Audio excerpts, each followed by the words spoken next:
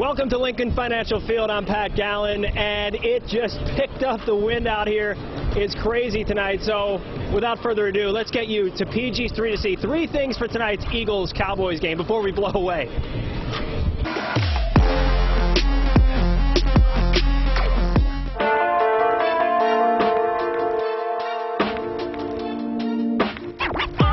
While Cowboys Week is lacking some luster this time around, it's still an extremely important game. The Eagles can take a commanding lead in the NFC East with a win.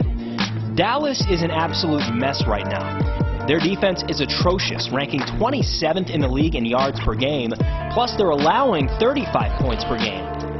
But don't sleep on them. The quarterback situation is a mess, but they still have plenty of weapons to choose from, like Zeke Elliott, CeeDee Lamb, and Amari Cooper. They have the individual talent, but you've got to hope they don't figure it out somehow today.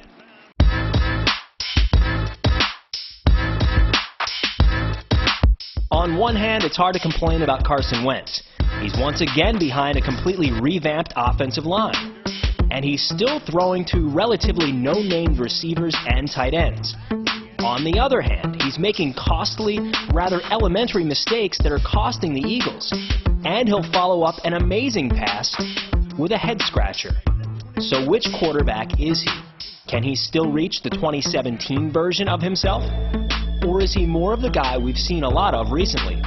His numbers say he's one of the worst quarterbacks in football this season. But figuring out who he is at this point is anyone's guess.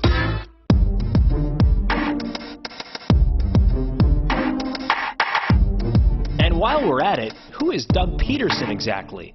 Against the Giants, Doug did not seem sharp from a play-calling perspective. Take, for instance, a drive early in the fourth quarter. On 4th down from the 3-yard line, Carson Wentz immediately looked to Hakeem Butler? Who?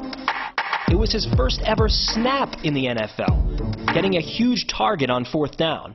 Again, some of it comes back to injuries and not having the right personnel. But how much blame should be put on the coach? See if Doug can do better with the play sheet, utilizing the strengths of his team moving forward. And that's PG's 3 to C for Week 8.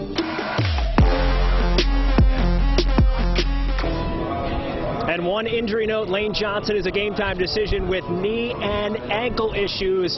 That's it for us here from a blustery Lincoln Financial Field. I'm Pat Gallen. We'll be right back.